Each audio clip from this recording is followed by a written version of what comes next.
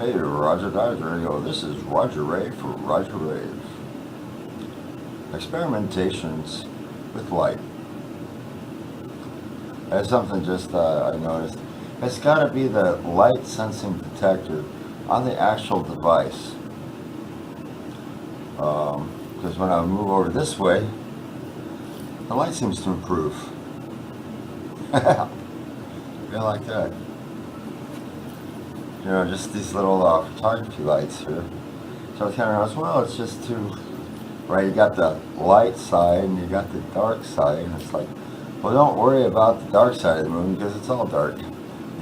Yeah, I'd say about the light side of the moon, don't worry about that because it's all light. So, yeah, so that's what we were talking about. So some of these infinite possibilities to try to design or to try to manipulate material energy for things that still do not exist. Let's say the infinity room of the unknowns. Well, you've heard of radio. You have a sound. How about stereo, three-dimensional perspective? 3D stereophonic projections. You know, you're talking about radio, television, to see and to hear. You're like, hey guys, how about this? How about if you had some music that went bom bom bom bom bom bom, and it went ding ding ding ding, boom boom boom boom boom boom boom, say, hey mister, what do you think? You know, you from outer space or something? Hey mister, you one of those guys from the future in a time machine? You know, so we're talking about, like, you know, that which doesn't exist, which could either be either just some sort of a novelty to your sense gratification, something of interest, something that would become an everyday absolute necessity, like the internet. You know, nowadays, you know, my dad was going, well, you know, when I'm looking for a job, I just go in there the old-fashioned way and you go, yeah, right, try it. Just go in any place asking for an application. I'll tell you, go online. Go online and fill out the online application. We'll give you a call if we're interested. You know, we'll search through hundreds of applications through a search matching process, which is computerized. See if you match or fit our criteria. So, you know, what we were talking about, I had a hypnosis cassette, hypnosis MP3 recently. And what they were talking about, you know, is, you know, deep relaxation. You know, there's actually a few types of going down deeper and deeper, 100 and 1,000 times deeper than before with each number I count down. You know, or visualize yourself walking down a spiral set of stairs. You know, it included, you know, some visual techniques that kind of, you know, involve the user. You know, take some deep breaths. You know, count down from 10 to 9 as I go down deeper, deeper. You know, as you take the next step down from 10 steps, a spiral staircase from 10 steps down. So, but the point that I wanted to get to, there's this dimension where we're stepping into our subconscious mind. You know, we're optimizing things for health. You know, that our subconscious knows exactly how our body went through its specific growth and maturities automatically, naturally.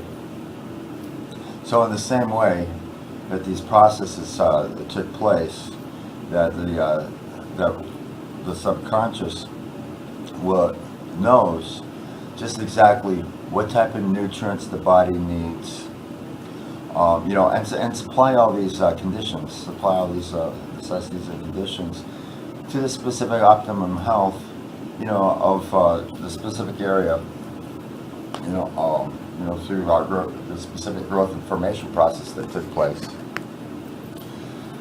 You know, so we were examining the subconscious, and there was, like, you know, let's say a room, you know, a room of a specific organ of action. So let's say there's 6 senses. So let's say we go into the room of the eyes.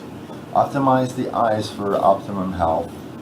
Of course, we were talking about, what would be a mechanical arrangement that would be equivalent to that of eyes. And in fact, they're saying that the eyes pretty much project the images to the nerves, visual cortex, visual nerve endings that actually go to that specific area of the brain, which processes and codes the specific information that we experience in our what appears to be a reality that we perceive with our specific set of senses, which are sight, sound, smell, taste, touch. There's sensation, and then there's mind, intelligence, false ego. So what we're discussing, different types of animals within nature have different sets of different sense objects. I saw there was a picture in an article about a spider that has 6 eyes. So I was kind of wondering about those 6 eyes. And I was kind of wondering about going on this video and explaining these 6 eyes. Now, are these specific 6 eyes 6 individual visions of specific various different aspects within the room? Or is the spider really pretty much almost completely blind? It's more like a nocturnal type of spider that really only comes out at night, is blinded during the day. Maybe it's just, is it a very, very sharp, clear vision that makes the spider see better? Does all 6 eyes work in unison for one vision, which would supply what we experience as a 3-dimensional reality or 3-dimensional perspective or projection of the matter of nature within the range of which we can perceive, which surrounds us, which we're talking about some other dimensions, that if we're talking about a specific set of senses which is only delivering a specific set of data in a universe in which there actually is no spatial differences, no geographical locations of separations of individuals, no difference between that which was past, present, and future, some type of an eternal, always present, it's these specific dualities, what is good and what is bad. If it's just all just the same anyways. Prabhupada used to say it's just all bad. What's the difference between good and bad? It's just all bad. He was talking about when they would go into the stool fields and they find a location that I guess wasn't so bad. Say, oh, this one's good stool. Said, but it's all stool. And the reason why it would be considered not so bad is because maybe some of the stools that were there for a little while and the sun kind of dried out the top of it. So it wouldn't be so bad as some of the other areas. I didn't get it that much, as much as that sun's still on it. So, but he said, but it's stool. What are you talking about? There is no, the good side and the bad side of stools. The stool fields was a very dirty place. Gorkishore Das Babaji, our spiritual master, line this session, spiritual master of Bhaktisiddhanta Goswami Maharaj, he always tried to get away from the public. People used to seek him out for his knowledge. That's why he was a Babaji. He would go and hide. He would turn a boat upside down under the river so he could chant his rounds in the river and not be disturbed. No one would know where he was. He'd be hiding underneath the boat in the river so he could chant his rounds, his beads, or he would be in the stool fields where no one would go. No one would voluntarily want to go there, go there to try to pursue spiritual masters, seek out a Babaji who is enlightened with knowledge. No one would want to go there, so, but that was the Gorkishore Das Babaji. In fact, Bhaktisiddhanta was instructed by his father, Bhaktivinoda Thakur, to take initiation from Gorkishore Das Babaji. I guess Gorkishore Das Babaji had this reputation, and I believe it was, a humbling type of a situation. But Gorkishore Das Babaji was telling Bhaktisiddhanta, he says, I'm not accepting any disciples. But Bhaktisiddhanta was specifically instructed by his father, Bhaktivinoda Thakur, to take initiation from Gorkishore Das Babaji. So at one particular point they met on the confluence on the top of over a bridge. And this is his Bhaktisiddhanta's determination. He figured his life was finished. He could not go back to Bhaktivinoda Thakur, and tell him that he had come back unsuccessfully, uninitiated from Gorkishore Das Babaji. His life would be finished anyways. So he got up on top of the railing on the bridge and said, if you do not accept me as your disciple, my life is finished, it's through. I'm going to jump off of this bridge and I'm just going to end my life. Because it's through and it's over anyways. There's no status, there's nothing whatsoever from here. And Bhaktisiddhanta had a reputation of being a very learned scholar. And here's Gorkishore Das Babaji's reputation of very humble situations and circumstances and status. So this is the situation. So immediately, as far as I understand, is that Bhaktisiddhanta was the only disciple of Gorkishore Das Babaji. And that brings Gorkishore Das Babaji in their disciplinary succession. And that's a good thing. He was highly self-realized, Krishna conscious. In fact, that's where we were talking about God consciousness, Krishna consciousness. That which is beyond the purview of the senses. Some subconscious areas, that control the vision, the sight, the smells of the sound, the taste, the actual real perception and experience of sound, the way that we manipulated sound, in three-dimensional holographic stereo type recordings, some futuristic type sounds, the way that we've manipulated the panning and the position of specific instruments. In fact, that's the whole idea about stereo recording anyways, is to give the sensation or the realization or the simulation, of a live band playing within the room, where the specific musicians would be standing in specific places. Then there's a lot of things that can also be done with that. Where the echo of the specific sound or the specific instrument in the room would actually be, it's like some reverb. The actual sounds, the percussion, the drums. How it fills a room.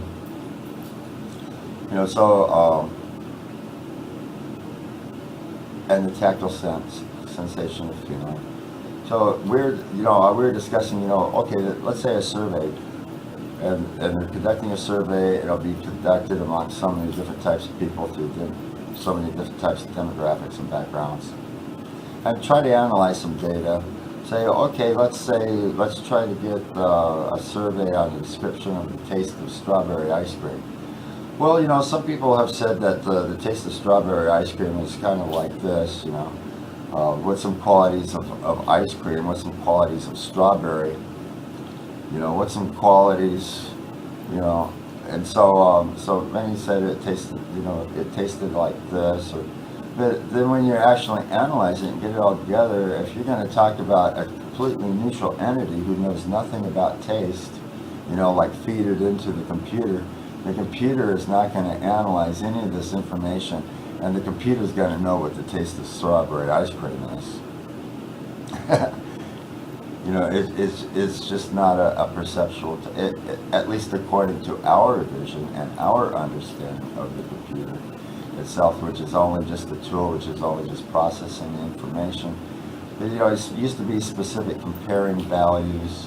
And the computer's very good at that. When you do the computer programming, you learn to compare higher and lower numbers, and to give it an if or result. If the number is below a specific set of criteria, let's say 0 to 10, then this step will be the next step in the computer program process to go to. Or if it's within the 0 to 10 range, then we'll go to this specific set of steps of computer programming within the program. So we'd have different blocks, different codes of programming that according to a specific condition of comparison of value, then a specific block of steps of computer program would actually be read and executed within the running process. But we don't have any experience that there's actually any actual real direct experience of an entity that would be gathering and be experiencing this knowledge or information, at least not according to our view of our perspective of the universe with these specific limited 6 senses. And that's why, in Ashtanga Yoga, there's like 24 elements, because then we're talking about our working senses, which are our arms, the hands or legs, knowledge acquiring senses, the working senses, the self, the super self, the Jiva Atma, Yasura Dakshay Vishnu, the Vishnu Tattva, rather than the Jiva Atma. A lot of times Vishnu is considered referred to as the Atma or the Atman. Well, Atma actually really means body, soul, and mind. It refers to the super soul, the super self, Yashura Dakshay Vishnu, the oversoul, the all-knowing Yashura Dakshay Vishnu, it's Vishnu Tattva, it's God within the heart of every living entity, each and every atom of existence. So this is what we're actually talking about. So whatever we're experiencing with an external reality, with a given set of limited senses, and that according to our karma or desire, we receive a set of senses, a specific particular set of senses grouped about the mind. So then we're talking about like these different entities, like the spider that has 6 eyes. What is the purpose of these 6 eyes? Does these 6 eyes make the spider see better? Does the spider see differently? Does the spider see more or less? Are those 6 eyes sensitive to light and darkness? Is actually really relying on other senses, and these are only just a decoy, so that the spider's not actually really hurt if attacked by predators. I had a caterpillar that had a design on its tail that looked like an eye, kind of looked like a cyclops, but that was actually its tail, and that was a decoy for predators. If birds came, it actually wouldn't hurt, because that was actually the tail end of the caterpillar and not the sensitive areas of the head and the eyes and the mouth and the front. I had a lobster in my fish tank in my aquarium, and I had a lobster, and the lobster's stomach is in here. But when you look at his head and his shell and his eyes and the way that he had those eyes and those probes, those actually really weren't real. They weren't eyes, not in the sense that we perceive eyes, but they may have been focused by maybe heat sensor, or maybe some sort of light or darkness, because they did seem to kind of like move around, but they were in there. But those aren't actually really eyes, and the top of his shell that looks like a head isn't actually really his head. So the lobster was a real interesting type of an entity. When you go like this, it's like he's actually putting things in his actual stomach, but his actual mouth and everything is there. Many spiders like that, octopus, different things, different types of animals, within nature. And and then even in the Srimad Bhagavatam explains there's like different species, the lower species. They are more predominantly carried by one strong particular sense, like the dog follows his nose. Whenever you see the dog's doing the scanning, his nose is on the ground. And he's searching out the urine, he's searching out the stool, he's searching out the food, he's searching out specific scents, whatever's been there before or whatever's coming up next. But he's doing this restless scanning, and you can even see the dog. He's on this side over here, he's on this side over here, he's going here. He's doing his sniffing business. He's carried by his nose. And in fact, these senses are actually very strong.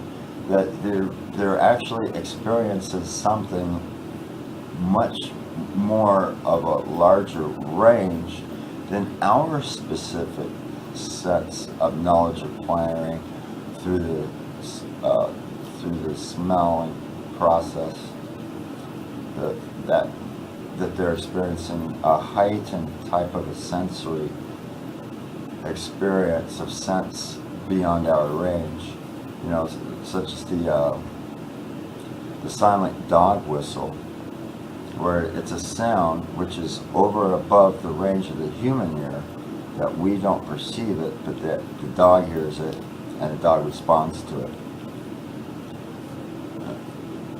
So we're actually talking about, in the Srimad Bhagavatam, in nature, Prabhupada talks about how a fish is caught, that the fisherman, he takes the bait, he puts it on the hook, on the tackle, and it goes into the river, into the water. And so then the fish, he loses his independence through the tasting sensation. The sense that they get caught, the hook gets caught into the mouth of the fish, and he loses his life, he loses his independence due to the sensation of taste. Uncontrollable desires, uncontrollable sensory desire, sensory perception. The elephant is caught by his instincts for mating. Says, you know how an elephant is caught? Say, a specifically trained female elephant induces the male elephant to follow her, and she's specifically trained to run around a camouflaged hole, a camouflaged ditch, the trap. She runs around it. The male elephant, being in the wild, being not so smart, he falls into the trap and loses his independence. And what was there so many? Oh, the moth loses its life for the sightseeing. I was saying the sightseeing, to see the bright lights of a fire. The moth, he's enamored by its beauty and flies into the fire and loses his life. And we have that in our experience when we barbecue outside. We always notice this, that the moths, or when you have the campfire, when you're all singing around the campfire, you go outside, the moths, they fly into the fire, pop, crackle, and they do that. And then, so there was an example given for each one of the senses. And Srimad Bhagavatam explains this heightened sensory perception of each of the species. So what we're actually really saying, what we're examining here, is that the universe in which we perceive just may or may not be, just because of the fact that it's the whole truth, exactly what it is that we're actually perceiving.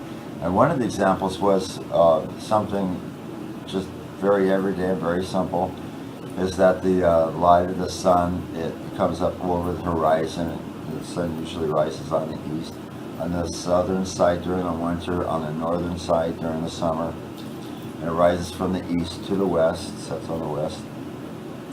So as it sets, a sunset at the beach, as the sun goes down, we perceive or aware that this is happening right now in real time, which in fact is an illusion, because the light of the sun in which we're perceiving right now today was actually light that was transmitted millions of years ago, and it has taken this long for that specific light that we're perceiving as sunlight today. So it's in fact that the sun is not rising or setting from the horizons, but it's only according to our perspective that this is actually some light that was transmitted from the sun millions of years ago. So, talking about in reality, this is what the actual real situation is, and what it is that we're actually really experiencing with, our specific interactions, the way we perceive nature today. So then we're talking about something in the Vedas. There's something called, what is that which is the unknown? Something which is non-perceptual. something not tangible to the senses. You know, we're talking about like spiritual matters, the supreme being, spiritual form, that which is formless, that which is materially formless, but it has spiritual form. You know, like a Sat Chit Ananda. So we're talking about specific dimensions within this universe where our bodies are predominantly made of earth, and it's a combination of earth and they're saying how much 90%, 99.8% of our body is actually that of water. You know, earth, water, there's the fire of digestion, there's acids, there's gases, there's blood circulation, there's a spark of electricity, you know, a specific level of electricity within the body, within the brain. So there's a combination of earth, water, fire, air, ether, mind, intelligence, and false ego that's taking place here with these specific bodies on this earth planet, where Brahma, the highest planet in the Vedic universe, Vedic perception of the universe, is Brahma Loka. There's Jnana Yoga, Satya Loka, Tapa Loka, Siddha Loka, there's Brahma Loka.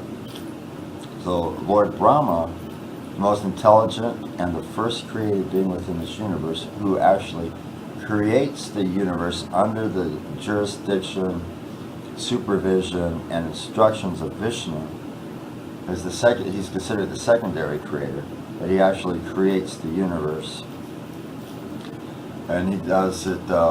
He hears the sound tapa, austerity. But from what I understand, that these are Vedic mantras. Om, Ah, and the different planets, the different species. You know, different species and population populated on different planets as they're created. The specific central perception, such as that of the sun, which is light, which is vision, so that the eyes and vision and the sun are created simultaneously for this specific purpose. Ether and sound and the ears were created simultaneously for this specific purpose. The air and the tactile senses and that of sensation, of feeling, of touch, were created simultaneously for these specific functions. So in each way, the taste, you know, the earth. So we're talking about a dimension which is beyond tactile senses, a non-perceptual feelings. So what are we talking about? We're feeling something which is non-perceptual. Something which is beyond platform of mind, intelligence, and identification. Something more of that of the heart, of the feeling, our sensations, our intuitions. Another dimension which is not perceived directly by the senses, but is perceived by the spiritual self. And where Prabhupada was talking about the specific absolute realm, where in our external existence we have no experience of the sound of water and the actual identity or the actual element of water as being the same thing. Where in this external reality, water is one substance. The actual substance of water is its specific substance.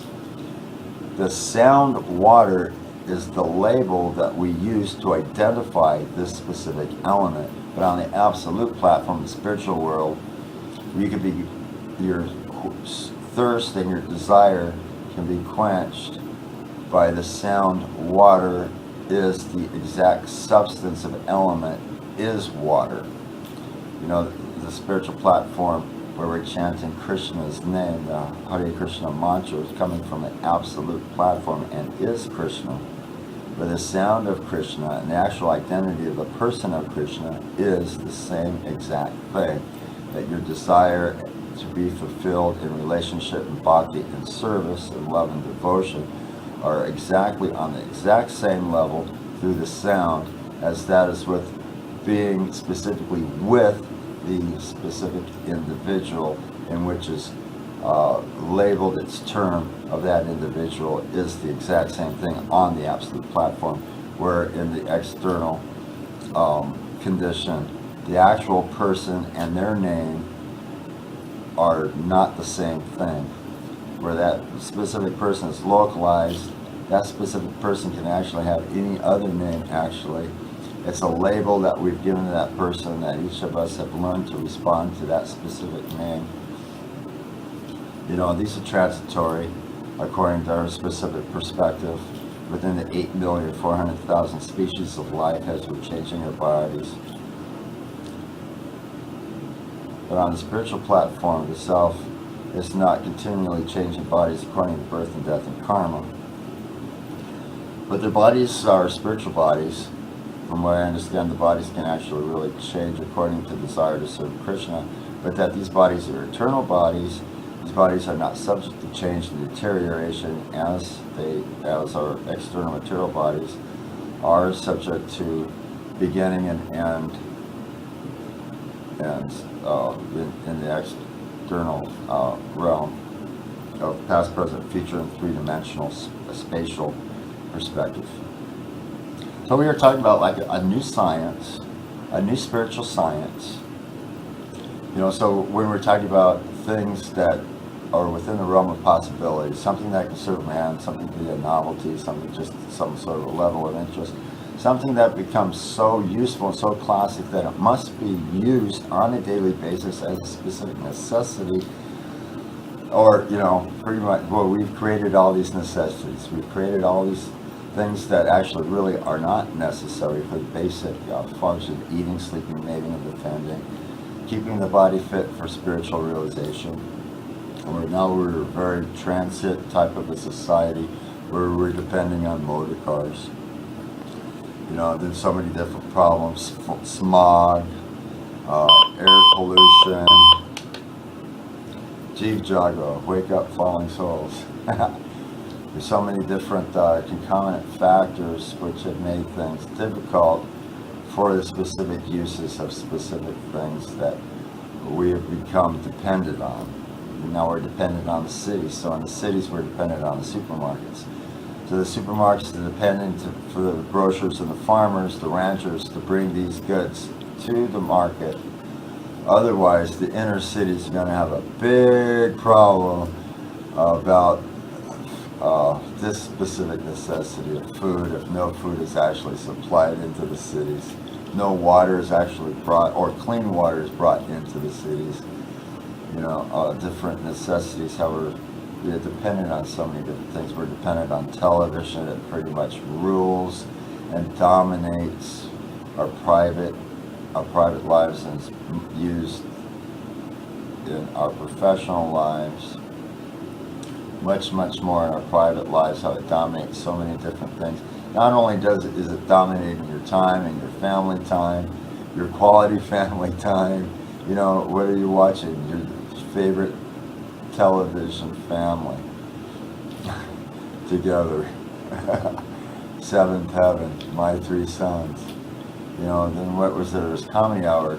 You were talking about like classics, you know, Desi Arnaz, Lucille Ball, classics that are still on television every day to this day. There must be some reason why these are so classic. You know, Ricky, you know, we were trying to think, you know, some specific aspects of I Love Lucy. Ricky, he comes in the room, he's not a poor actor, he's not a bad actor. I don't even think he's acting to be a bad actor, but when he's acting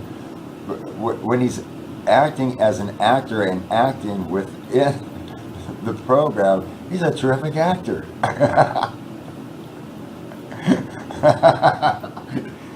So, you know, that was, and then, like, you know, women don't exactly go around emulating Lucy and shoving like hundreds of thousands of chocolates in their faces and making a complete goof of themselves at work on an assembly line, you know. And whatever Ricky's logic was, you know, whatever Ricky's grandmother said, and whatever it was he was actually saying in Spanish, being what is it, a Cuban Puerto Rican, you know, where, you know, it's predominantly heavily Hispanic and bilingual. Lucy doesn't have a clue, but she knows it doesn't sound good by the tonality of Ricky's voice. And then Lucy's explanation of things. Well, Ricky, you know, she just wanted, you know, she was just kind of thinking about Ricky, or she was probably trying to think of something, just something to try to improve a situation or circumstance, and makes a complete mess out of it. You know, so And this specific technology, let's say if there was a specific, well, like television, a meditation type of atmosphere and stereophonic sound, a stereophonic three-dimensional holographic image, where that of the elements on the absolute platform of specific sound, same as sound and sight, or the specific person of Krishna and the sound of Krishna, Krishna Shabda Brahman, the words of instruction coming from the spiritual masters, self-realized saints, as all being on the exact same spiritual platform. To examine the specific areas of the subconscious to optimize for health. Here are the eyes door. These are characteristics of vision, characteristic of eyes and the health and sight and the light and the darkness, the contrast, the color. The two eyes working in unison and depth perception, which was closer, which is farther away. And everything in between. Higher and lower, up and down the directions. The door of the ear, specific characteristics of the health of the ear, specific characteristics of sound, perceiving sound, knowledge, acquiring, to be able to hear the sound, hear the instructions, understand the instructions, intelligently utilize the instructions, and then to act on the instructions a specific way with complete confidence to achieve a specific desired result. The different doors, the different organs, the six senses, what can be perceived, perceptual, let's say like in an infinity room full of infinite possibilities, it's not empty. It's not only just space, but there's the non-perceptual perception of this infinity room itself. The infinity room to me was always quite mysterious, and it's always quite dynamic, because it just didn't seem to be a room of complete nothing. The infinity room just seemed to be exactly what it is. There's no ground, there's no ceiling, there's no walls, there's no front, there's no back, there's no three-dimensional forms. It's just this blank, empty room of a non-perceptual type of a basis. But there's just nothing there for your senses to cling to. But it seems like if there's nothing there for a sense to cling to, then there seems to be some sort of perceptual feeling that we actually really get, that this infinity room gives us. That there is something beyond which that is the senses, something that we would consider as non-perceptual feelings. So what are you talking about, feelings of non-perception? Feelings of not, when it's perceived by a specific aspect of where we feel or where we're actually really experiencing our reality. We're talking about the functions of the mind of thinking, feeling, and willing. So perceptual, non-perceptual feelings themselves, that's the function of the mind. And then so thinking, so what are we actually really thinking?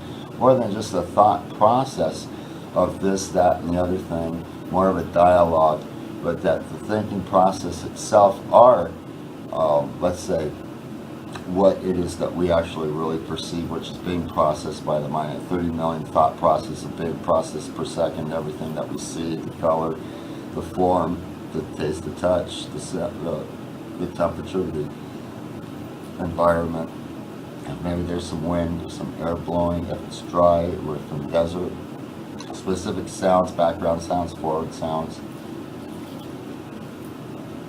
So, if we were talking about the perception of an absolute reality, Brahman, Paramatma, and Bhagavan, a non-perceptual light of eternity, enlightened through our being, that the yogis, they meditate on Vishnu within the heart. There's specific descriptions about the size of a thumb, about 8 inches, different prescriptions of Vishnu, holding his respective position, the conch shell, the disc, the lotus flower, club, and the specific aspects of meditation on Vishnu, starting with his feet and his golden bordered dhoti, nicely folded, clean. The jewelry, the rings on his toes, the bracelets on his anklets, a golden girdle on his waist, thin-waisted torso. The navel is the universe. Broad chest, 4 arms, specific. Then his facial features, that the teeth appear as beautiful as jasmine buds. A lot of times compared to the full moon.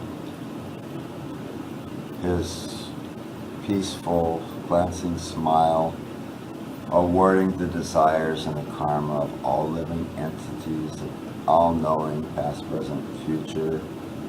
So there's the description of Vishnu and descriptions of meditation on Vishnu within the heart. The yogis, they meditate on Vishnu.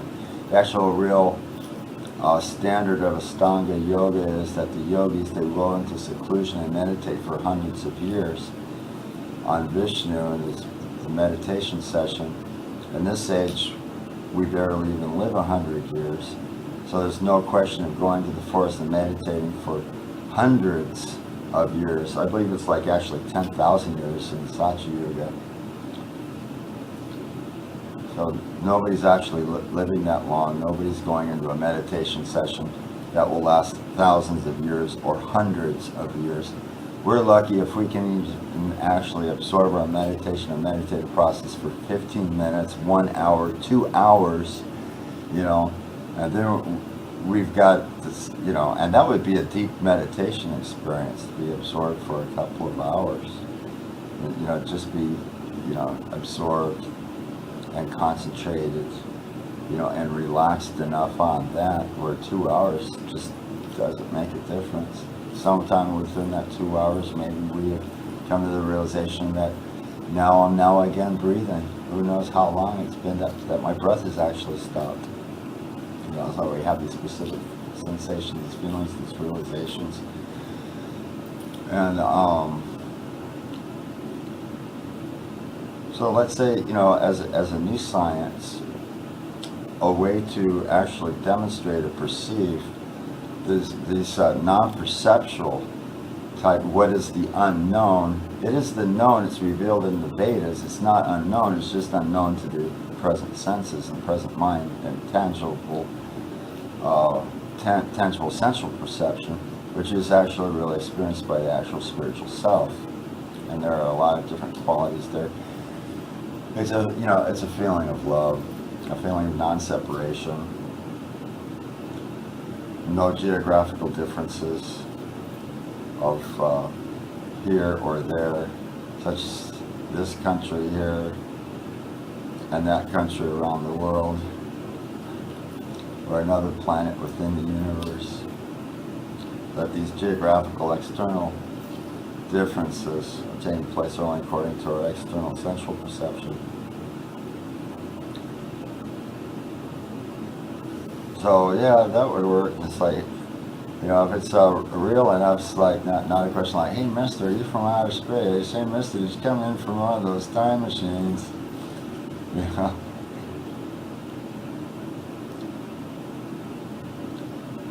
So let's see, that's 44 minutes, 16 seconds. So yeah, that's what I wanted to do. There's Prabhupada was talking about so many different things without going into so much detail, scientific detail. That's why he wanted to start the Bhaktivedanta Institute, and that many of the disciples are actual, real educated scientists. They went to college. They have the big brain. They are scientists. And to explain our Krishna conscious philosophy, to the scientific community. You know, when we're talking about earth, water, fire, air, ether, mind, intelligence, thoughts, here you go, these constituents of the material universe. Each one of these elements has a scientific term. It has a scientific interrelation within the universe. The spatial form of space and time, is that of being an illusion, or if it's reality, or how it's actually really being presented, perceived. You know, all these things perceived, explained in, you know, the Surya Siddhanta, the Vedic astrology, to explain these things in scientific terms to the scientific community. But Prabhupada was talking about, you know, you rascal, what can you perceive with your limited senses? You know, with it, which would be perceived with telescopes and microscopes. You still have a limited range of perception. So that's what we're talking about. If there's a limited range of perception, let's say if there's some other types of senses, other than the actual 6 that we have now, to perceive another aspect within our reality of the universe in which we do not perceive, which we do not have the senses to actually understand and comprehend, which there is actually something else surrounding us that we just aren't aware of. You know, so we're talking about like Brahma's body was made of intelligence. So we're not going to perceive these types of bodies with these specific limited senses where we cannot see intelligence. We can understand intelligence by our own intelligence and our own discrimination, where Brahma is, bodily form is pure intelligence. So you'd have to have a body of intelligence to be able to perceive and understand this specific body, Brahma's body, to perceive Brahma. Or that the sun god, Prabhupada uses the example of the sun god all the time. The sun and the sun planet of fire. If their fiery bodies came here, they'd burn us up. We wouldn't actually really perceive them. We'd actually not really only perceive a fire, or, you know, some. And if we tried to go to the sun planet, we'd be extinguished. We'd be burnt up to a crisp. You know, according to our specific body and our bodily designations of how we perceive the universe, or what planets that we live within the universe, that you'd have to be qualified to have a body of fire to live on the fiery sun planet. You know, or have a body of intelligence and associate with Brahma and live on Satya Loka. So this is what we're talking about, this multi-dimensional reality, or a multi-dimensional universe. Beyond a specific range of senses of a specific earth body, there'd be more subtle to more gross forms in which we can and we cannot perceive with a specific set of senses, that you would have to have that specific body with that specific senses to perceive it. And then even then the universe would be perceived according to that specific perspective. Okay, so yeah, 48 minutes. So we'll just call it a Roger Rave and a Roger Raven out from here. Okay, we'll talk to you later.